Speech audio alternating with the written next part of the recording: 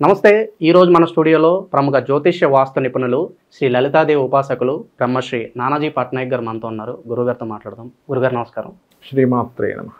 గురుగారు, శ్రీ విశ్వవసు నామ సంవత్సరంలో చివరిగా మీన రాశి వాళ్ళకి ఎలా ఉండబోతుంది? ఆదాయం, వ్యయం, రాజపూజ్యం, అవమానం, ఓవరాల్గా సంవత్సరం అంతా వీళ్ళకి ఎలాంటి ఫలితాలు ఉండబోతున్నాయి గురుగారు? చాలా చక్కగా అడిగారండి. ఈ విషయాలు చెప్తుంది నేనైనప్పటికీ కూడా చెప్పిస్తున్న సాక్షాత్ లలిత అమ్మవారిగా భావిస్తూ ఈ యొక్క లగ్నము లేదా రాశి వారి కనుక చూసుకున్నట్లయితే మనకి 5-5-3-1గా ఉంటుంది. మీకు పంచాంగం కనుక చూసుకుంటే అంటే ఒక 5 లక్షలు సంపాదిస్తే సంవత్సరం మొత్తం ఒక 5 లక్షలు ఖర్చు అంటే ఈక్వల్గా ఉంది. ఇప్పుడు ఎవరైనా సేవింగ్స్ చూసుకుంటారుగా, మరి వీళ్ళకి ఆదాయం పెరగాలి అంటే చేయవలసింది ఏమిటి చూసుకున్నట్లయితే వీళ్ళకి 2వ అధిపతి కుజుడండి. కాబట్టి ఈ 2వ స్థానాన్ని ఆ కుజుడు అగ్నితత్వ రాశి అయినందుకు నరసింహస్వామి కరావలంబ స్తోత్రం ఖచ్చితంగా వీళ్ళకి ఆదాయం పెరిగి తీరుతుంది. అందులో సందేహం ఏమీ లేదు. కాకపోతే ఏలినాడు శని ఉందిగా రాశిలో కొంచెం బద్దకిస్తుంటారు. ఆ బద్ధకాన్ని పక్కన పెట్టి కనుక లక్ష్మీనరసింహస్వామి చేసుకుంటే సహజంగానే లక్ష్మీనరసింహస్వామి ఆరాధన లేదా ఆంజనేయ స్వామి స్కందుడు ఆరాధన చేస్తే ఏలినాడు శని ప్రభావం తగ్గుతుంది ఫస్ట్. అలాగే 3-1 అంటే రాజ్యపూజ్యం 3 మెచ్చుకునే వాళ్ళ సంఖ్య బాగుంది, అవమానించే వాళ్ళ సంఖ్య 1 ఉంది. కాబట్టి పెద్ద భయపడాల్సిన పని లేదు. మరొక విషయం ఏంటంటే సర్వసాధారణంగా మీనం వారందరూ కూడా భయపడేది ఏంటంటే ఏలినాడు శని రాశిలోకి వచ్చేసింది. నేను ఒకటే చెప్తాను ఎప్పుడైనా సరే, నేను చాలా వీడియోల్లో కూడా చెప్పాను, ఇక్కడ కూడా చెప్తున్నాను. మీరు ఎనీ సీఎం, పిఎం, ప్రెసిడెంట్లు అయిన వాళ్ళందరూ ఏలినాడు శనిలోనే అయ్యారు. ఇంకొంతమందికి ఇంకో భయం ఉంటుందండి, కాలసర్ప దోషం అని భయపడుతుంటారు. 140 మంది దేశ ప్రెసిడెంట్ల జాతకాలు నేను తీసుకొని చూశాను. వాళ్ళందరికీ కాలసర్ప దోషం ఉంది. అంటే కాలసర్ప దోషం మిమ్మల్ని ప్రెసిడెంట్ చేస్తుంది, ఏలినాడు శని మిమ్మల్ని సీఎంలో పిఎంలో కూర్చోబెడుతుంది. అంటే అది మిమ్మల్ని ఆపట్లే, మీ కర్మ ఏదో ఆపుతుంది. కాబట్టి దీని వెనకాతలు పడి మీరు భయపడకండి. అవేంటంటే జస్ట్ కర్మకారకులు వీళ్ళందరూ కూడా. కాబట్టి అవి ఉన్నాయి కదా అని మీ టాలెంట్ని మీరు తొక్కిపెట్టేసుకుంటున్నారు. ఇదేదో ఉంది, నాకు ఏలినాడు శని తగిలింది అని. ఏలినాడు శని అంటే ఏంటంటే కర్మ వచ్చింది, మీకు శ్రమనిస్తుంది. జ్యోతిషాస్త్రంలో ఎక్కడా కూడా శని వచ్చినప్పుడు వీడికి ఎందుకు పనికి రాకుండా పోతాడని ఏ గ్రంథంలో లేదు. చూపించండి నాకు కావాలంటే. శని వచ్చినప్పుడు ఏంటంటే మందుడు అంటారు. అంటే స్లో అవుతాయి వర్క్ ప్రెజర్ పెరుగుతుంది. రాశిలో ఉన్నాడుగా, సరే రేపు చేద్దాంలే, ఎల్లుండి చేద్దాంలే పోస్ట్పోన్ చేస్తాం.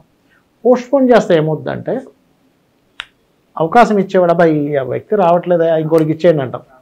అంతే కదండి, ఆపర్చునిటీస్ లూజ్ అయిపోతాయి.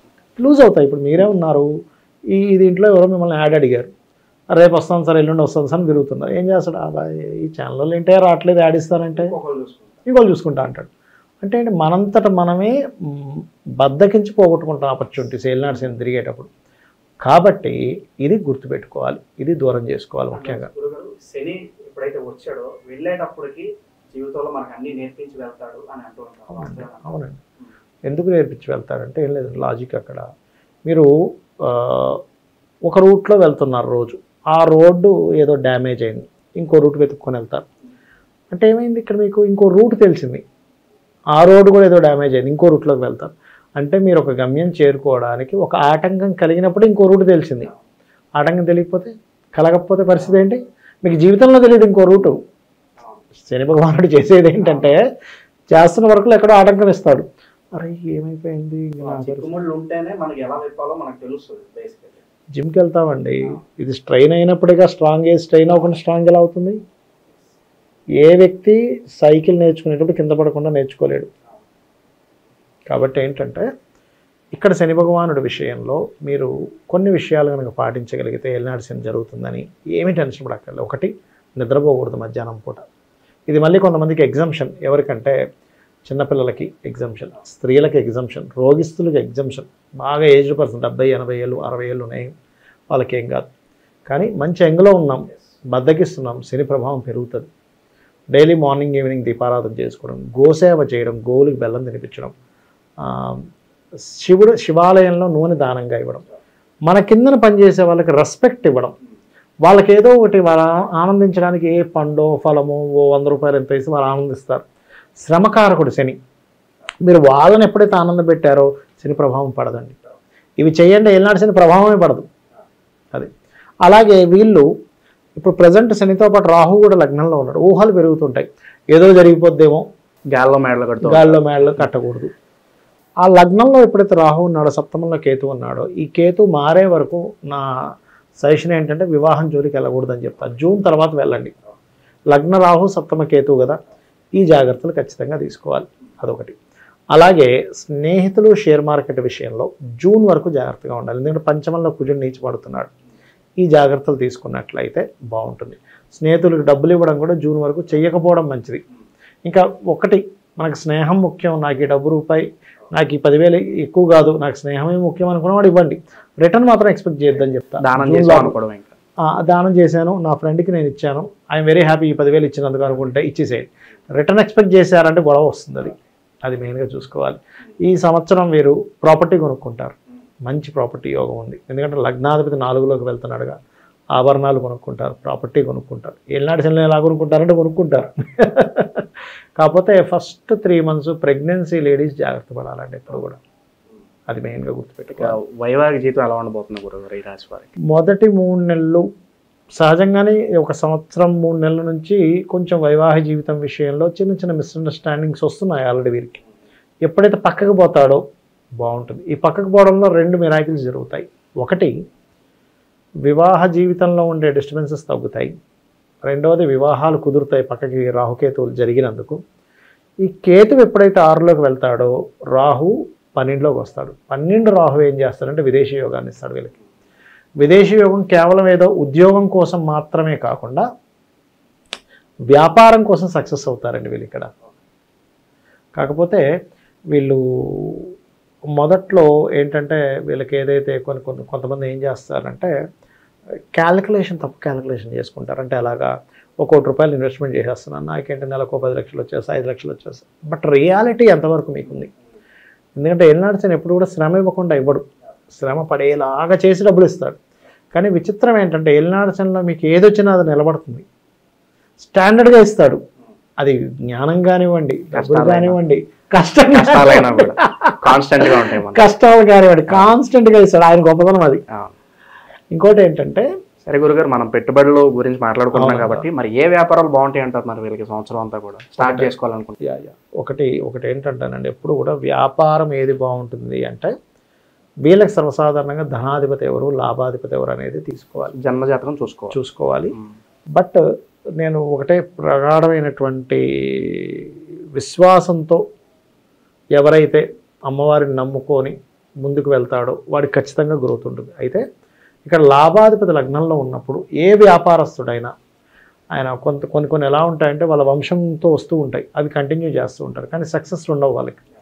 అలాంటి వారు ఓం ఇంద్రగోప పరిక్షిప్త స్మరతూనా భజంగికాయై నమః చేశారంటే ఖచ్చితంగా వ్యాపార అభివృద్ధి ఉంటుంది, సందేహమే లేదు. నేను చాలామందికి ఈ మంత్రం చేసి ఏమంటే నిజంగా నాకు చాలా డెవలప్మెంట్ ఉందండి అన్నప్పుడు ఒకటే చెప్తాను, అయ్యా నువ్వు వదిలిపెట్టకు అని చెప్తా. చాలామంది ఏం చేస్తారు, కొన్ని రోజులు వచ్చిందని మానేస్తారు. అది చేయకూడదు. అది చేయకుండా ఉన్నట్లయితే ఈ సంవత్సరం వీళ్ళకి ఉద్యోగ అవకాశాలు బాగుంటాయి, గృహయోగం ఉంది, ఏళ్ళనాడు శని ఉంది అని టెన్షన్ పడకండి. అది ఇక చివరిగా ఆరోగ్యపరంగా మరి వీళ్ళకి ఎలా ఉండబోతుంది గురుగారు? ఆరోగ్యపరంగా అంటేనండి వీళ్ళకి 6వ స్థానంలోకి కేతు వస్తున్నాడు కదా. 6వ స్థానం అనేటువంటిది ఈ స్థానం, పొత్తి కడుపు స్థానం. ఈ పొత్తి కడుపు స్థానంలోకి ఎప్పుడైతే కేతు వస్తాడో ఇది ఏం జరుగుతుందంటే ముఖ్యంగా కొంతమందికి డైజెషన్ ఇష్యూస్ రావడం, లేకపోతే ఏందన్నా కడుపులో మంటగా ఉండడం, తేరుపులు ఎక్కువగా రావడం, ఇట్లాంటివి ఎక్కువగా జరుగుతూ ఉంటాయి అన్నమాట. ఇది కొంచెం చూసుకోవాలి. ఎందుకంటే సర్వసాధారణంగా పూర్వజన్మ కర్మకారకుడు రవి. ఏ మీన లగ్నం తీసుకోండి, మీకు లైఫ్లో ఎవరితో ఎక్కువగా మీకు మెమరీస్ ఉన్నాయంటే ఫాదర్ అని చెప్తారు మీన లగ్నం వారు లేదా మీన రాశి వారు. ఎందుకు అంటే వీళ్ళ పూర్వజన్మ కర్మ అంతా కూడా సన్తో కనెక్ట్ అయి ఉంటుంది. అంటే వాళ్ళ కొడుకుతోనో లేదా వాళ్ళ తండ్రితోనో, ఏమండి మా తండ్రి గారి వల్ల నేను చాలా ఇబ్బంది పడ్డాను అంటారు, లేకపోతే మా తండ్రి నాకు అన్నీ ఎక్కువ అండి అంటారు. ఎనీ మీన లగ్నం తీసుకోండి, ఎందుకంటే వీళ్ళ జన్మే తండ్రితో జర్నీ చేసే యోగంలో ఉంటుంది వీరికి. గురుగారు ఇక ఏళ్ళనాటి శని ప్రభావం నడుస్తుంది కాబట్టి సంవత్సరం అంతా కూడా మరి శని భగవానుడికి ఏ విధంగా వీళ్ళు పూజ రెమెడీస్ చేసుకుంటే బాగుంటుంది అంటారు సంవత్సరం అంతా? ఒకటే చెప్తానండి, డైలీ 2 times దీపారాధన చేయండి. అది ఆంజనేయ స్వామికి చేస్తారా, నరసింహస్వామికి చేస్తారా, స్కందుడికి చేస్తారా, అమ్మవారికి చేస్తారా, గణపతికి చేస్తారో మీ ఇష్టం. బట్ డైలీ చేయండి, మీకు 1% ప్రభావం ఉండదు. ఒక్కసారైనా ఆలయానికి వెళ్ళరండి, ఎనీ ఆలయం. మీ ఆరాలో ఉండే నెగిటివ్ ఎనర్జీ పక్కా పోతుంది. వారానికి ఒక్కసారైనా శనివారం గోశాలకు వెళ్ళిరండి. అలాగే మీ పెద్దలు ఉంటారు, మీ టీచర్స్ ఉంటారు, వాళ్ళని ఒక్కసారి వెళ్ళి వాళ్ళ బ్లెస్సింగ్స్ తీసుకుంటుండండి. ఖచ్చితంగా ఇందాక నేను చెప్పాను, కార్మికులు కర్షకులు వాళ్ళని జాగ్రత్తగా చూసుకోండి చాలు. వాళ్ళు ఇబ్బంది పడ్డ రాశిని ఆగ్రహం ఉంటుంది, మధ్యాహ్నం నిద్రపోకండి, ఇవి మెయిన్గా చేయండి. సో ఏదన్నా దానాలు చేసుకోవాలంటే ఎలాంటి వస్తువులు దానం చేస్తే బాగుంటుంది అంటారు? శాస్త్రంలో చెప్పినటువంటిది ఏంటంటేనండి, నువ్వులు చెప్పారు, నల్ల నువ్వులు ఇవ్వాలని రూల్ లేదు, తెల్ల నువ్వులు ఇవ్వచ్చు. తెల్ల నువ్వులు, నీలం రంగు వస్త్రము కేజీ బావు శనివారం రోజు ఇవ్వచ్చు. రెండవది గొడుగు ఇవ్వచ్చు. చెప్పులు ఇమ్మని చెప్పింది శాస్త్రం. అదేవిధంగా నూనెని ఇమ్మని చెప్పింది, ఉప్పు ఇమ్మని చెప్పింది శాస్త్రం. ఇట్లాంటి పదార్థాలు చక్కగా ఇవ్వచ్చు మీరు. సో ఈ మీన రాశి వాళ్ళందరూ కొత్త సంవత్సరంలో సుఖ సంతోషాలతో ఉండాలని చెప్పి మనస్ఫూర్తి కోరుకున్న గురుగారు. ధన్యవాదాలు. శ్రీమాత్రే నమః.